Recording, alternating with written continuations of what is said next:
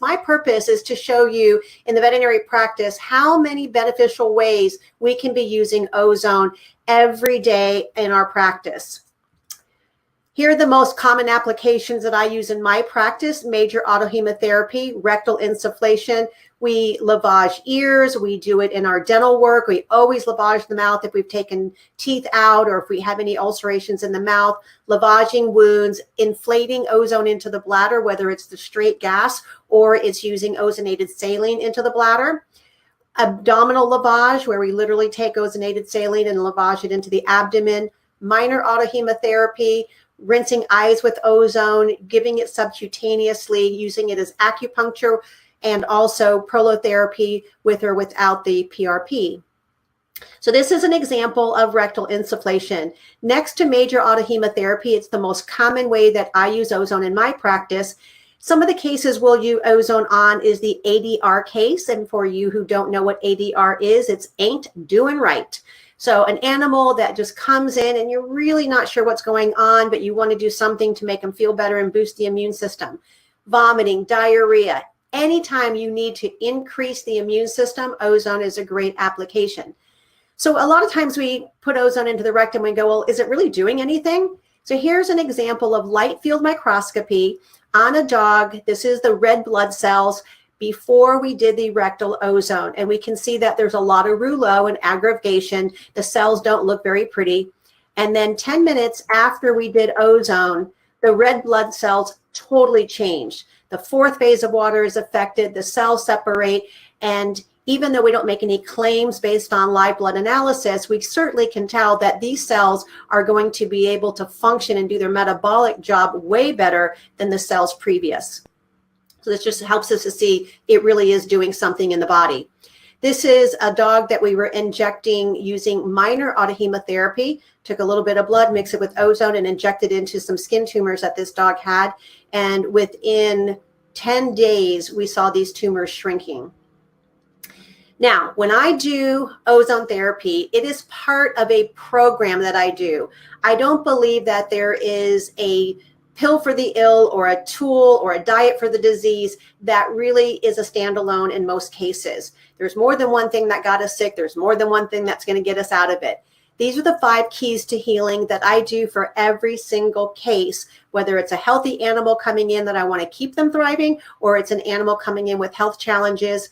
We start with number 1. We teach the owner how to stop polluting that pet's body through diet, water, environment, EMF, everything that we can expose the toxin insults, how they're coming in. We teach the owners how to stop that. The second thing we do is we provide the essential nutrients. These are the ones the body has to eat because it can't manufacture it on its own. So we make sure that we're providing the essential nutrients that the body needs to do its job. Our third step is to make sure we're healing the gut. Those tight junctions, we want to tighten them back up and improve the cellular communication between the microbiome and the mitochondria. Our fourth phase is detoxification, and we detoxify all 6 organs of elimination: the kidney, the colon, the lungs, the liver, the lymphatics, and the skin. And ozone plays a major role in detoxification. Last but not least, it's all about the mitochondria. At the end of the day, if you're not producing energy, you're not able to heal. So we focus on how can we do mitochondrial biogenesis? How can we make more mitochondria, and how can we get them to be able to make more energy? And as Jonathan showed you, the Krebs cycle, one of the jobs that ozone does is to increase the amount of oxygen coming in, helping the Krebs cycle to work faster and thereby making more energy through the mitochondria. So let's do some cases now. This is Rufian. She is a 8-year-old female intact who presented to an emergency clinic for acute vomiting. She wasn't eating. She was ADR. She had some blood in her urine. And they did not do any blood work on her. They did do an ultrasound because their number 1 rule out was an infected uterus. And they did not see an enlarged uterus. So they put her on some anti-vomiting medications and sent her home. Well, she came to me 3 days later doing a lot worse. We did our blood work, and her white blood cell count was 47,000. So my first thought was, well, maybe they didn't either see the PIO, or maybe they didn't know what they were looking for. So being as thorough as I am, we told the owner we needed to do a abdominal ultrasound, have it read by a board certified radiologist, x-rays, of course we just did all the blood work, and see where this 47,000 white count was coming from. And so glad we did this great workup, because she did not have a pyometria. This dog had a kidney stone in the left and right kidney, but on the right kidney, that stone had moved down into the ureter and had totally occluded the ureter. So here you can see, this is where this stone was stuck inside of here. We sent the dog to the University of Florida. They were not able to save the kidney due to the cost that they were going to charge the owner to remove the kidney. I told them to come back and I would do the surgery. When I opened her up, this kidney looked like a fountain of pus coming out of it. It was just shooting up out of this kidney. So we got the kidney out. We had all of this purulent material in the abdomen, and we did extensive lavaging with ozone. And when she recovered, she did get a little bit of pancreatitis, but it only lasted for a couple of days. And this dog was fully recovered in 7 days, back to eating. And I can tell you for a fact that there's no way that this dog would have recovered that quickly without the benefit of ozone sterilizing her abdomen. This is a case of a dog where we were taking, this is cat, sorry, and we were taking out a bladder stone. Anytime I open up a bladder, I always go back in and lavage this with ozone as well. This was a dog that came to us with a Pseudomonas infection in the bladder that was resistant to all antibiotics. This dog had been paralyzed, and the owner was not able to fully express the bladder and get all the urine out, so he was constantly having urine retention. So we did 2 ozone injections where we went right into the bladder through the urethra, and the Pseudomonas infection was gone. Well, I wanted to see if the owner was expressing the bladder well enough, and we took an x-ray and sadly discovered this dog had an osteosarcoma that was quite advanced. Probably was missed because he wasn't weight bearing anyhow or walking, so you couldn't tell that he was limping on that leg. Anyhow, he had another good couple of months of good quality of life. We did continue doing ozone therapy on him. The bladder infection never came back, and eventually it was time to say goodbye, but he had real good quality of life until that time. This is Ratchet. He was a 7-year-old male dog that came to us with a diagnosis of splenic lymphoma from a referral center. The owners did not want to go through regular chemotherapy. So here is his ultrasound at the referral center. You can see the spleen is very enlarged, and all these black holes are where he had infiltration of lymphoma. This was his live blood before we treated him. It was really sludge. And this was his live blood immediately following 1 hour in our magnetic resonance machine. We continued doing therapies on him 2 to 4 days a week. This was our live blood at 3 weeks. And the whole time we kept seeing him feeling better and better and better. At the 10-week mark, his parents wanted to re-ultrasound him and see how we were doing. And this is his Facebook page. He also has his own Instagram page, and he is quite the hero. So here he was coming in to have his ultrasound done and see how well he was kicking cancer to the sidewalk. And we did his ultrasound, and he had a perfectly clean spleen, no evidence of cancer. And we did have a board certified radiologist verify the pre and post. It has now been almost a year, and Ratchet is still cancer free. He's actually over a year. This is Chikari. She came in with a squamous cell carcinoma, also from a referral center, and the owners did not want to go the traditional route with her. The referral center gave them a very poor prognosis. So we began our whole 5-step process like we do for all of our cases. And here you can see the lesion. She's in the sauna. She's getting her IV photobiomodulation. She's in a ion foot bath. In May, the lesions got kind of ugly looking. You could tell there something was reacting in there. It started to extend into the other nostril. And by July, this is 16 weeks into therapy, all evidence of cancer was gone. And we are now coming up to a year later, and she still has no evidence of cancer, and she's doing phenomenal. This is Tucker. He is a Great Pyrenees. At 4.5 years of age, he started limping on his left front leg. The referring veterinarian diagnosed him with an osteosarcoma based on radiographic findings. He had swelling. He was getting lysis of the bone. We followed him through therapies. Within 2 weeks of beginning therapy, he was weight bearing, feeling better. We had changed his diet and did all the normal things that we do in our practice. We could see the lesion getting a little bit larger as far as lysis goes, but clinically he was feeling way better and no limping and no pain in the leg. We continued doing therapies on him. Here he's getting his IV photobiomodulation after his major autohemotherapy. And in January, we took follow-up radiographs, and the radiologist confirmed for us that the lesions were literally resolving. This is an osteosarcoma. And by April, we saw almost 100% of healing. That was April of 2019, and he is still cancer-free. That's our handsome boy, Tucker. This is Prowler. She came to us with an advanced liver cancer from another veterinarian office, and we began the same protocols.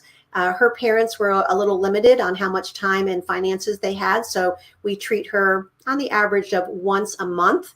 And we just did her ultrasound a few weeks ago, and according to the radiologist, there is no evidence of any liver cancer present any longer. And here she is. Her parents own a gym, so she works out with everybody in the gym, and she is having amazing quality of life.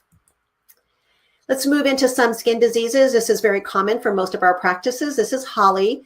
She had come to me after being treated by multiple veterinarians with massive amounts of antibiotics, steroids, immune suppressive drugs.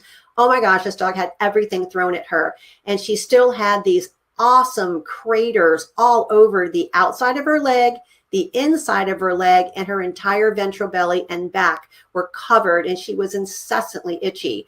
We did biopsies and cultures, and the diagnosis came back as an allergic dermatitis.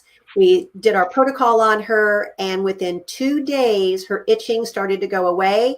And at 3 weeks, she was fully healed. We used no steroids on her. We used no immune suppressive therapy, but we did have to use antibiotics because we cultured 2 bugs that I had never heard of before. She was totally resistant to everything else, and she has been a fabulous skin case ever since. So 2 quick questions that I'm going to pose to you before you move on. One, has ozone been used to treat equine melanomas that you're aware of? I don't treat horses, so can I defer that question to one of the equine? Well, wait till later. This one, do you find that the biophotomodulation symbiotic to the ozone therapy? Oh, 100%. Absolutely. And we can do that one during the Q&A because we also use photosensitizers. They're specific drugs that have specific light frequency activations. So we do the ozone, we do high dose vitamin C, then we do the photosensitizers, and then we do the photobiomodulation. Okay. Great. And one more quick one. What would be the treatment protocol for sarcoids? Any thought on that? I'm going to defer that because I have not treated a sarcoid. So okay, I'll defer that one. We'll wait on that one. Thank you. But what I will say is implement those 5 steps that I covered in the very beginning. You cannot simply use ozone and continue the same lifestyle practices that got that disease where it is. And I don't care if it's allergies or cancers or whatever it is. We have to look at the lifestyle, the diet, the water that they're drinking, the toxins in the environment, the lack of proper nutrients. All of these are hugely important, even the detoxification, because we find in a majority of our cases that their organs of detoxification are just so overwhelmed, they're not working. So we go through and we clean it all up, and then the body is able to actually respond. So irregardless of whatever the disease is somebody asks me about, I will always refer back to those first 5 steps. Do the foundation that allows the body to heal. Cool? Okay, I'm going to move on. We all see a lot of chronic ear infections, and we do a ton of ozone lavaging in the ear, followed by a photobiomodulation with the blue light. We use the multi-radiance laser, and so we'll use the blue light to aid in killing bacteria and our 50 hertz to aid in stimulating repair of that tissue. This is an ear cytology, and I don't know if you can appreciate this, but all of this debris out here is bacteria. This was a 5+ rods in this dog. This is 36 hours later. no bacteria present. We did not use any topical medications that we sent home with the owner. We did ozone flush 2 days in a row and laser 2 days in a row, and the infection was gone. This is Rocco. He came to us having been to his regular veterinarian for this head tilt that was a progressive head tilt. It started out with an ear infection, and he had chronic skin disease his entire life. He was a rescue dog, and they had gone to a referral center, and his head tilt was getting worse as more drugs were added on. So he came to us, we did our major autohemotherapy, we did lavaging of the ears and the rectal insufflation the next day. Basically what I did is I focused on helping to remove the inflammation. That was my goal, not to treat the symptom, but to remove the inflammation. Here he is immediately following his first treatment, and you can appreciate that his head is markedly straighter than it was on presentation. 3 treatments. Great. Oh, real quick, you might want to turn your volume off on the videos if possible when you play those. I can't. On your computer. Okay. Yeah, I can't. So here he is on after 3 treatments, approximately 10 days later. His head tilt is totally gone. He's feeling phenomenal, and the owner was beyond ecstatic that for the first time in this dog's life, his skin was cleared up as well. This is Ritz, 14-and-a-half-year-old Jack Russell Terrier. And he presented for an acute onset of circling and head tilt. Now, in a 14-year-old Jack Russell, I think all of us would be concerned about cancer as our first brain tumor. And he had a bad ear infection. So we did our cytology. We flushed the ear with ozone. We put him on in our magnetic resonance machine. We reset his parasympathetic nervous system, and we lasered him. Ozone I already mentioned, and he got a chiropractic adjustment. And this is him 24 hours later. Literally the next day. And what I want you to appreciate is most veterinarians probably would have made this dog better. But with ozone, the speed of recovery is phenomenal. I mean, we're talking hours to a few days, our cases respond. This is Oreo, 7-year-old male neutered kitty cat that came in for vomiting. The owner saw him eating a plastic leaf off of a plastic plant that she had, and she thought that he had a foreign body. But when we did our workup on him and we did x-rays, ultrasound, and blood work, we found that he was in kidney failure. His phosphorus was elevated. Specific gravity was still 1020, so we had a little kidney to work with. Started him on fluids, ozone, all the normal therapies that we do in our protocols. And in 36 hours, which was basically a day and a half, his creatinine and BUN were almost back to normal. And 1 more day later, his blood work was back to normal and has remained normal ever since. Took him a couple more days to get back to eating well, but he is doing phenomenal. This is a dog that had an argument with the other dogs in the house, and we were getting ready to do surgery, and we went, whoo, there is our jugular vein. So if you've never seen the anatomy of the jugular vein with everything else stripped away from it, we can replay that for you. So we did lavaging, we did rectal insufflation, we treated him on a daily basis with rectal ozone and with the laser, and had a few other products in there. This was one of his cuts. So he's laying on his back. His eye is here. This is his eye, his ear, and this is the ventral part of his neck. We had a drain tube in, and there was another big laceration over here. Here he is getting his treatment. And that was a really traumatic tear. And this was looking like it was going to bruise pretty badly. As we did his treatment, every day, all the bruising went away. The healing was ridiculously fast. And in 10 days, he was totally healed, took the stitches out, and not one stitch dehisced. What was even more remarkable was the next day, he was eating and appeared pain-free, moving around, and we just avoided the other dogs in the house.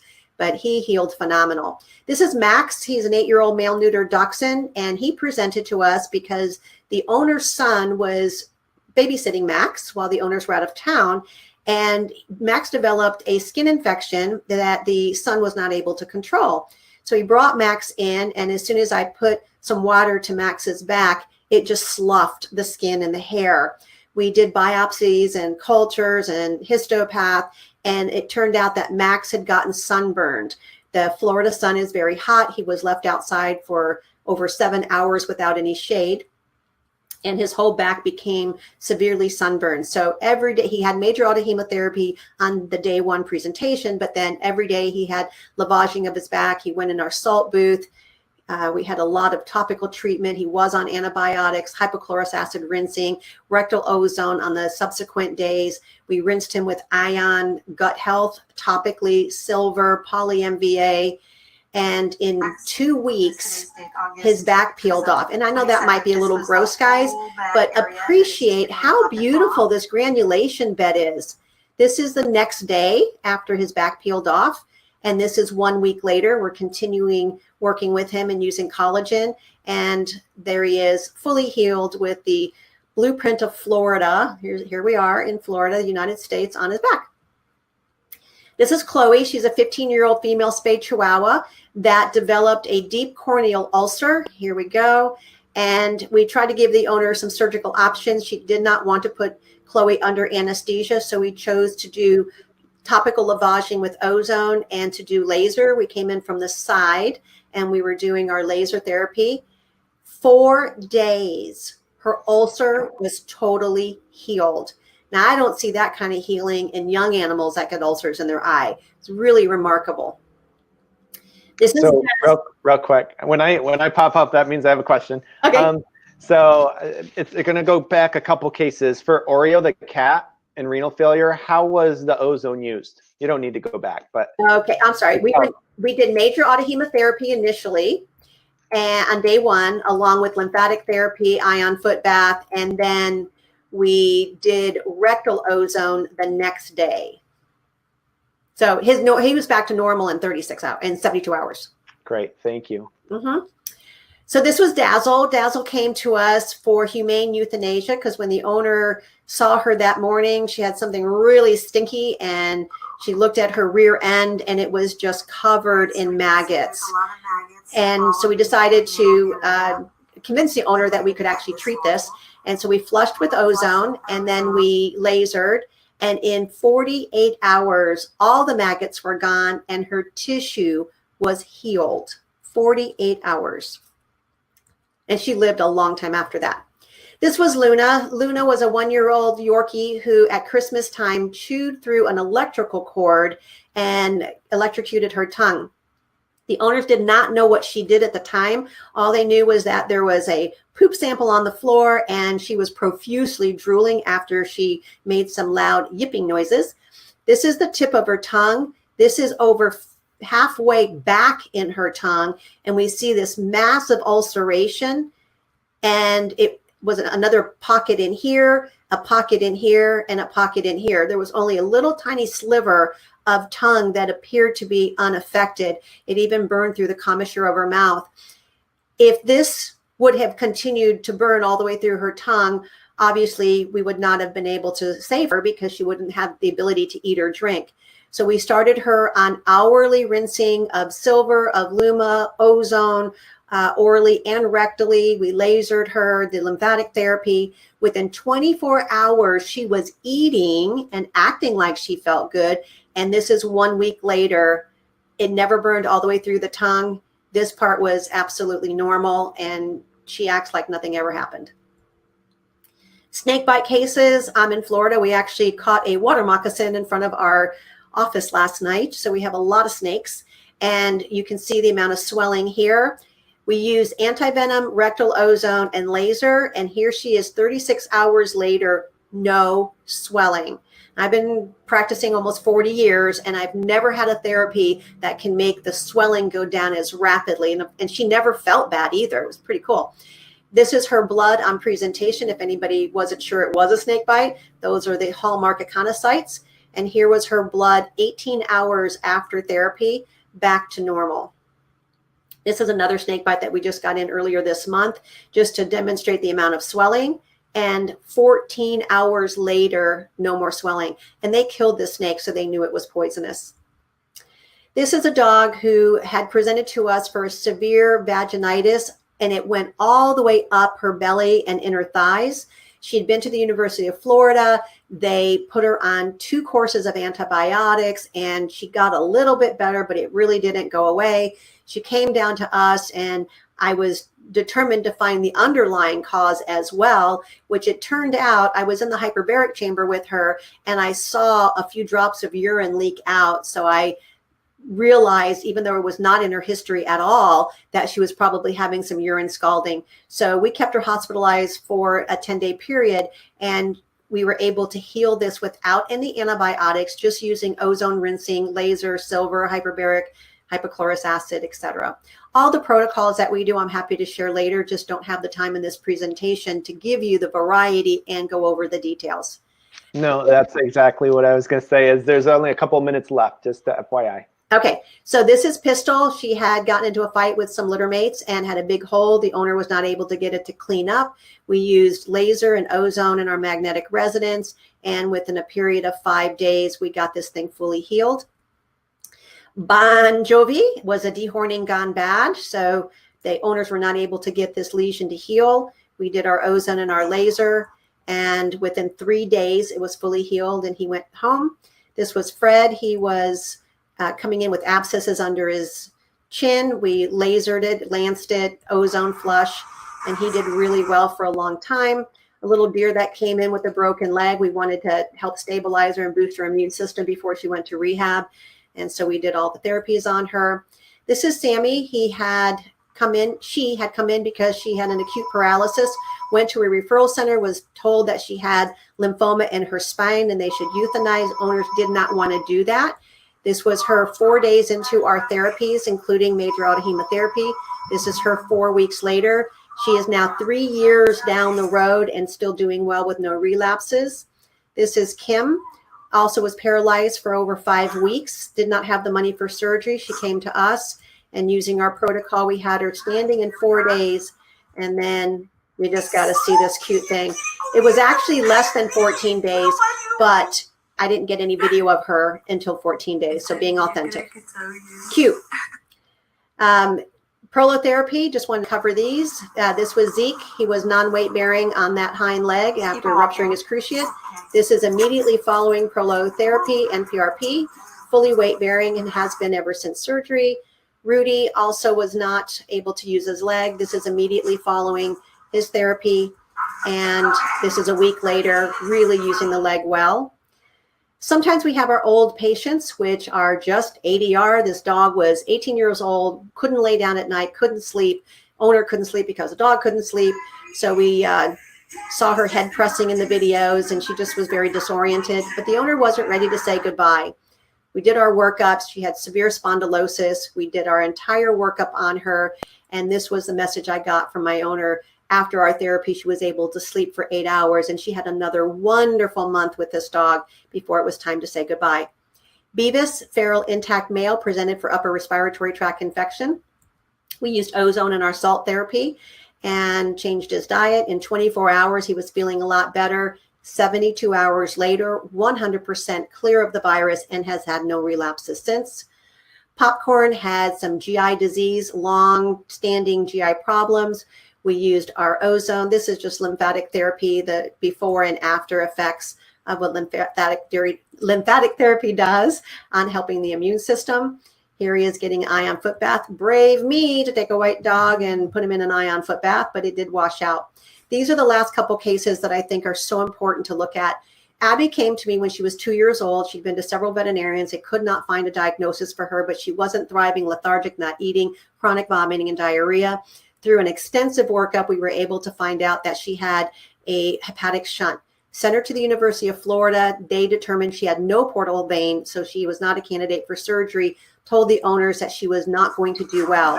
This is her video 2.5 years later. She comes in every month, and she has her rectal ozone and her lymphatic therapy. Of course, she's on good food and supplements, and she is still thriving 2.5 years later. That's her before and her after picture. Bobby on the right is another hepatic shunt. This was a probably microvascular shunt. We diagnosed him when he was a puppy. He came in for routine blood work to get neutered, and his ALT was 799. And after all these years, he comes in on a regular basis, and we are able to keep his ALT under 200, and he's thriving, never had a day of feeling bad. So I am out of time. I do want to make one point though, and that is in regards to time. You know, we're all in an interesting time of the world right now where we have a lot more time than we ever thought we were going to have.